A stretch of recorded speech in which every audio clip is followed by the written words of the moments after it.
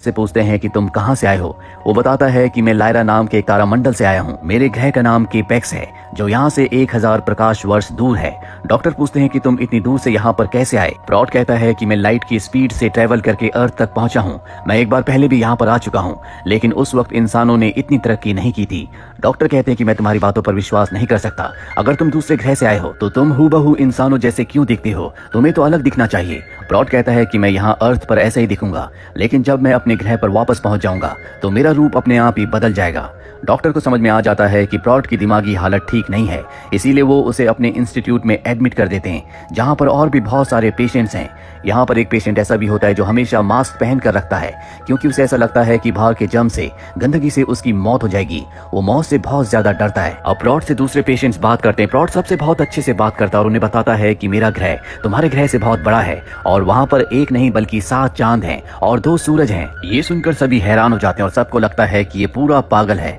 अगले दिन हमें डॉक्टर्स की एक मीटिंग दिखाई जाती है, जहाँ पर डॉक्टर मार्क दूसरे डॉक्टर्स को प्रॉट के केस के बारे में बताते हैं और कहते हैं कि उसका मानना है कि आज से 4 साल 9 महीने पहले वो केपेक्स नाम के ग्रह से हमारे ग्रह यानी कि अर्थ पर आया है। वो कहता है कि उसकी उम्र 337 साल है। ये सुनकर सभी डॉक्टर्स को बहुत अजीब लगता है। वो कहते हैं कि इसके दिमाग की बत्ती पूरी तरह से गुल हो चुकी है, इसे हमें मेडिकेशन देनी चाहिए। डॉक्टर मार्क कहते हैं कि मैंने उसके सभी तरह के टेस्ट किए जो पूरी तरह से नॉर्मल है। इस तरह का केस पहली बार हमारे पास आया है। मैं इस पर रिसर्च करना चाहता हूँ। मैं देखना चाहता हूँ कि वो ऐसा क्यों सोचता है। दरअसल डॉक्टर मार्क एक अच्छे इंसान है और अब एक बार फिर से प्रॉट के साथ सेशन करते हैं और कहते हैं कि मैं तुम्हारे ग्रह के बारे में और भी जानना चाहता हूँ। प्रॉट कहता है कि तुम्हारे ग्रह में एक बहुत अच्छी बात है, इंसान बहुत आराम से बच्चे पैदा कर सकते हैं, लेकिन हमारे ग्रह पर ये इतना आसान नहीं है। बच्चे पैदा करते हुए हम लोगों की जान भी चली जाती है, इसीलिए हमें बच्चे बहुत सावधानी से पैदा करने पड़ते हैं। प्रॉट जिस तरह से अपनी बातें कह रहा होता है, ऐसा लगता है कि वो सच कह रहा है। और अब प्रॉट को दिखाया जाता है जो अपने इंस्टीट्यूट में हर एक पेशेंट से बहुत अच्छे से बात करता है। प्रॉट को देखकर लगता है कि वो पूरी तरह से नॉर्मल है। इसी इंस्टीट्यूट में एक लेडी होती है जो बहुत चुपचाप रहती है। प्रॉट उससे बात करने की कोशिश करता है, लेकिन वो उसकी बात का कोई जवाब नहीं देती। तभी एक बूढ़ा पेशेंट प्रॉट को बताता है कि ये कभी बात नहीं करती, क्योंकि इसे लगता है कि अगर इसने अपना मुंह खोला तो उसे धुआं और आग निकलेगी, जिससे पूरी जगह जल जाएगी। कुछ लोग कहते हैं कि वो आग उसी ने लगाई थी, कुछ लोगों का कहना है कि वो बिजली की तारों से लगी थी। उस आग के बाद उसके दिमाग पर गहरा असर पड़ा और तभी से वो इस इंस्टीट्यूट में है। अब प्रॉट देखता है कि यहाँ पर एक और लेडी है जो हमेशा अपने कमरे में रहती है। वो सच सवर की रहती है, साथ ही उसने 2 लोगों के लिए टेबल तैयार की होती है और जब भी कोई एम्प्लॉय उसके कमरे में आने की कोशिश करता है तो वो उसके ऊपर खाने की चीजें फेंक देती है। और अब प्रॉट उसके कमरे के बाहर जाता है और उससे पूछता है क्या तुम किसी का इंतजार कर रही हो? वो कहती है कि हाँ। प्रॉट पूछता है कब से? वो कहती है पिछले 11 सालों से। इसके बाद प्रॉट उससे बातें करते हुए उसे अपने ग्रह के बारे में बताता और कहता है कि मेरे ग्रह पर 2 सूरज एक साथ निकलते हैं, लेकिन ऐसा 200 सालों में सिर्फ एक बार होता है। इस लेडी को प्रॉट की बातें बहुत अच्छी लगती है। वहीं डॉक्टर मार्क को दिखाया जाता है जिसे प्रॉट के बारे में और भी बातें पता चलती है कि वो हमेशा काले चश्मे इसलिए पहनता है क्योंकि वो अर्थ की सूरज की रोशनी को बर्दाश्त नहीं कर सकता। साथ ही उसकी बॉडी में ऐसा मैकेनिज्म है जिससे वो सूरज की अल्ट्रा वायलेट रेसेस को डिटेक्ट कर सकता है। ये सब जानकर डॉक्टर मार्क बहुत हैरान होते हैं और अब वो एक बार फिर से प्रॉट से मिलते हैं। वो प्रॉट से पूछते हैं क्या तुम्हारा कोई परिवार है? प्रॉट कहता है कि मेरे ग्रह पर कभी कोई शादी नहीं करता। वहाँ पर जब बच्चे होते हैं तो पूरी कम्युनिटी यानी कि सब के सब मिलकर उस बच्चे को पालते हैं, उसका ध्यान रखते हैं। और ना ही हमारे प्लेनेट पर कोई सरकार है, वहाँ पर किसी तरह की कोई गवर्नमेंट नहीं है। डॉक्टर सुनकर हैरान हो जाते हैं। वो प्रॉट से पूछते हैं कि अगर कोई गलत काम करता है तो उसे सजा कैसे दी जाती है? प्रॉट कहता है कि हमारे ग्रह पर कोई गलत काम नहीं करता, ना ही वहाँ पर कोई झूठ बोलता है। वहाँ पर जो चीजें होती हैं सबके सामने होती है। मैंने ये सब इसी ग्रह पर देखा है जहाँ पर इंसान झूठ बोलते हैं, एक दूसरे को धोखा देते हैं, जिसे कंट्रोल करने के लिए सरकार बनाई गई है, जो सरकार खुद भी कई मौकों पर झूठ बोलती है। आज प्रॉट ने अपने काले चश्मे उतार दिए होते हैं क्योंकि डॉक्टर ने कमरे की रोशनी कम कर दी थी। डॉक्टर इस केस से बहुत ज्यादा कंफ्यूज होते हैं। अगले दिन डॉक्टर के घर पर उसकी सिस्टर और उसकी सिस्टर के हस्बैंड आते हैं। डॉक्टर की सिस्टर के जो हस्बैंड है जिनका नाम स्टीव है, वो एक एस्ट्रोनॉमर है। डॉक्टर उसे प्रॉट के केस के बारे में बताते और कहते हैं कि उसका मानना है कि वो एक दूसरे ग्रह से आया है जिसका नाम केपेक्स है। उसके पास हर एक सवाल का जवाब होता है। मैं चाहता हूँ कि तुम मुझे उसके आसपास के कॉन्स्टेलेशन यानी कि तारामंडल के बारे में कुछ ऐसे सवाल बताओ जिसका जवाब प्रॉट के पास ना हो। वो कहता है कि ठीक है, मैं जल्दी तुम्हें बहुत सारे ऐसे सवाल दूंगा। अगले दिन डॉक्टर जब अपने इंस्टीट्यूट जाता है तो वो देखता है कि वहाँ पर एक बूढ़ा पेशेंट जिससे प्रॉट हमेशा बातें करता है, वो लगातार खिड़की से बाहर देख रहा होता है। डॉक्टर उसके पास जाता है और पूछता है कि तुम ये क्या कर रहे हो? वो कहता है कि प्रॉट ने मुझे 3 काम दिए हैं, जिनमें से पहला काम ये है कि बाहर मुझे एक नीले पक्षी को देखना है जो कि खुशी का प्रतीक है। उसे देखने के बाद मेरी जिंदगी में खुशियां आ जाएंगी। डॉक्टर खिड़की से बाहर देखता है। वो देखता है कि प्रॉट गार्डन में उसी पेशेंट के साथ साथ है जो हमेशा मास्क लगा कर रखता है, जिसे डर लगता है कि जर्म से उसकी मृत्यु हो जाएगी। प्रॉट उसे समझाने की कोशिश करता है कि ऐसा कुछ नहीं होता। तभी डॉक्टर वहां पर आ जाता है, जिसके बाद पेशेंट वहां से चला जाता है। और अब डॉक्टर प्रॉट से कहता है, शायद तुम मेरे पेशेंट्स का इलाज कर रहे हो, लेकिन ये तुम्हारा ग्रह नहीं है, ये पृथ्वी है और यहाँ पर मैं डॉक्टर हूँ, मैं अपने पेशेंट्स का इलाज करूंगा। प्रॉट कहता है कि अगर ऐसा है तो तुम आज तक एक भी पेशेंट को ठीक क्यों नहीं कर पाए। डॉक्टर के पास प्रॉट की बात का कोई जवाब नहीं होता।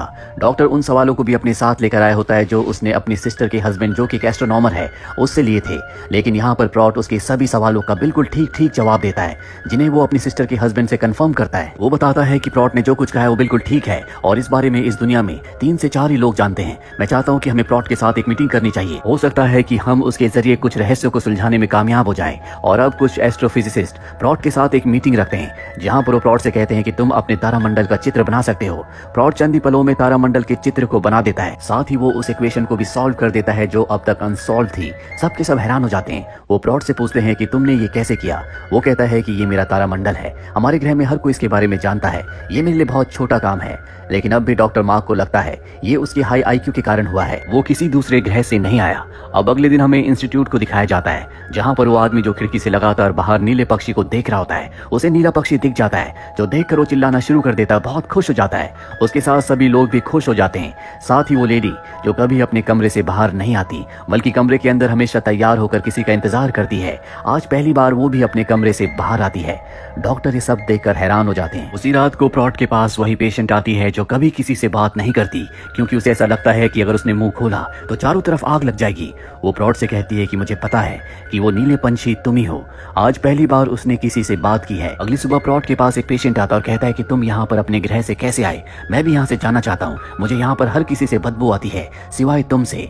प्रॉट कहता है कि मैं यहाँ से सिर्फ एक इंसान को अपने साथ अपने ग्रह पर ले जा सकता हूँ। और अब प्रॉट की बात पूरे इंस्टीट्यूट में फैल जाती है। सबके सब पेशेंट्स कहते हैं कि प्रॉट हमें अपने साथ ले जाएगा।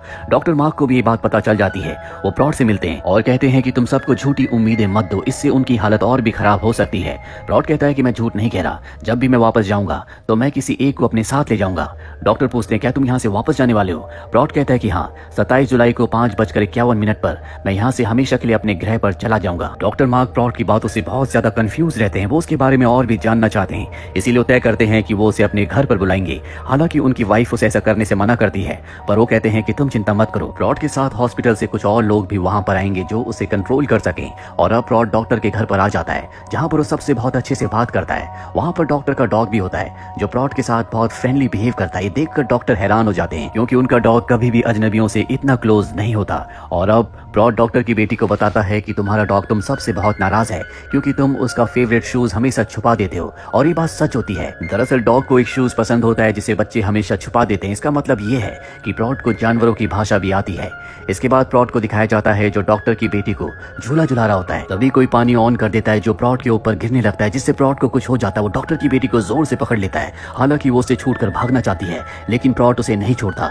सबके सब वहां पर आ जाते हैं और जब पानी को ऑफ किया जाता है तब प्रॉट नॉर्मल हो जाता है। डॉक्टर की पत्नी सब देखकर बहुत नाराज हो जाती है, जिसके बाद इंस्टीट्यूट में डॉक्टर के कोलीग भी उसे समझाते हैं कि तुम्हें प्रॉट को अपने घर नहीं ले जाना चाहिए था, वो बहुत खतरनाक है। डॉक्टर कहता है कि ऐसा नहीं है, वो मेरी बेटी को नुकसान नहीं पहुंचा रहा था, बल्कि वो उसकी रक्षा करने की कोशिश कर रहा था। हो सकता है कि उसके अतीत में कुछ ऐसी यादें हो जो पानी से जुड़ी हुई हो, जिस वजह से वो पानी को देखकर डर गया। मुझे तो इस बात का भी डर है कि 27 जुलाई को, जिस दिन उसने कहा था कि वो यहाँ से चला जाएगा, हो सकता है कि वो खुद को या किसी को नुकसान पहुंचाए। इसीलिए मैं प्रॉट को हिप्नोटिस करके उसके दिमाग में झांक कर सच्चाई का पता लगाऊंगा। और अब वो प्रॉट को ढूंढने बाहर जाते हैं, लेकिन प्रॉट पूरे इंस्टीट्यूट में कहीं नहीं होता। पेशेंट्स डॉक्टर को बताते हैं कि वो ग्रीनलैंड और आइसलैंड गया है, इसीलिए कुछ दिनों के बाद वो आएगा।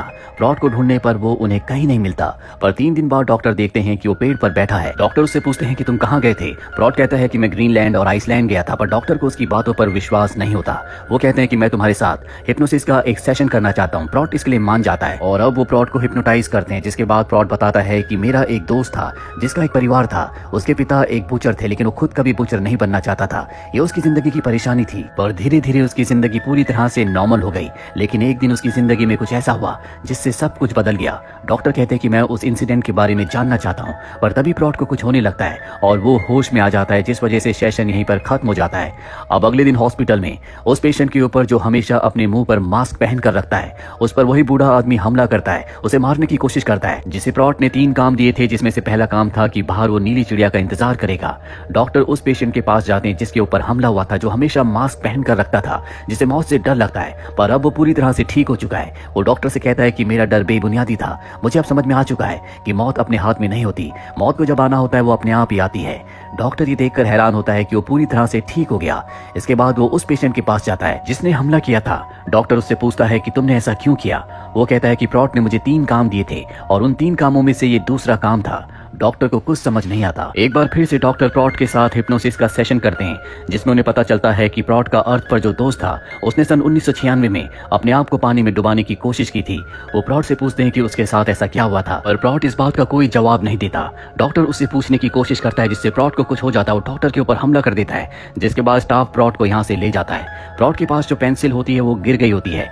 डॉक्टर उस पेंसिल को उठाकर उस पर लिखे हुए एक नाम से उस जगह पहुंच जाता है जहाँ पर प्रॉट का दोस्त रहा करता था। अब तक डॉक्टर को प्रॉट के दोस्त का नाम पता चल चुका है, जो नाम कभी भी प्रॉट ने उसे नहीं बताया। उसके दोस्त का नाम होता है रॉबर्ट। डॉक्टर पुलिस स्टेशन में जाता है, जहां पर वो रॉबर्ट की फाइल को खुलवाता है और उसे पता चलता है कि आज से कुछ साल पहले, यानी कि 27 जुलाई सन 1996 को रॉबर्ट की पत्नी और उसकी बेटी को किसी ने मार दिया था। जिसके बाद रॉबर्ट ने उस आदमी को मार दिया और खुद वो पानी में कूद गया। पुलिस वाला डॉक्टर को रॉबर्ट के घर ले जाता है, जो पूरी तरह से अब टूट चुका है। यहाँ पर डॉक्टर देखता है कि एक झूला है जिसके पास स्प्रिंकलर लगे हुए हैं। डॉक्टर समझ जाता है कि रॉबर्ट अपनी बच्ची को शायद इसी झूले पर झुलाता था, और जब उसके घर पर प्रॉट उसकी बेटी को झूले पर झुला रहा था और स्प्रिंकलर ऑन हो गए थे, तो शायद वो अपने अतीत की इसी याद में आ गया हो, जहां पर उसका दोस्त रॉबर्ट अपनी बच्ची को झूले में झुलाता था। डॉक्टर समझ जाता है कि प्रॉट और कोई नहीं बल्कि खुद